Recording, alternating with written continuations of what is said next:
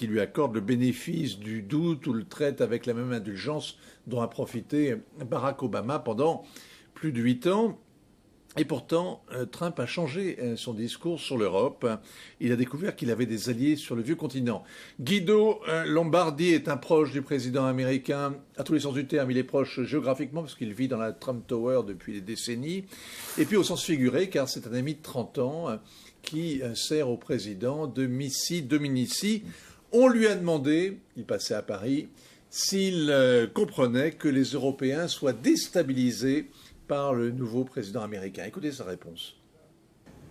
Oui, et j'espère que ça va continuer, parce que les gens qui ne comprennent pas la mentalité et qu'est-ce qu'on est en train de faire, c'est les gens qui doivent sortir. C'est-à-dire les élitistes, les gens qui veulent seulement l'aristocratie, disons, du pouvoir, qui sont là il y a 50 ans. C'est le style de Trump.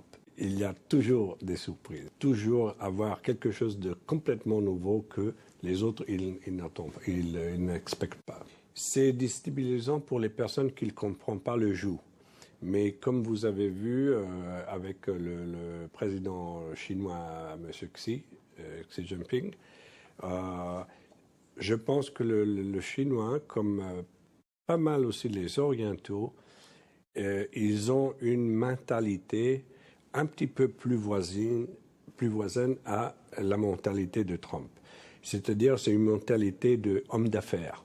Ils n'ont pas peur de cette espèce d'instabilité parce qu'ils comprennent qu'est-ce qu'il y a derrière. Parce qu'eux, ils ont la même mentalité, ils font aussi quelquefois les mêmes choses. Naturellement, pour la communauté internationale, c'est difficile. C'est difficile à suivre, spécialement quand tu es habitué à M. Obama qui disait 3 mois en avance, on va faire ça, on va faire ça. Après, ça n'arrive pas. Mais c'est plus facile à se préparer comme ça. Charles Orbib, est-ce que l'histoire montre qu'on peut gouverner avec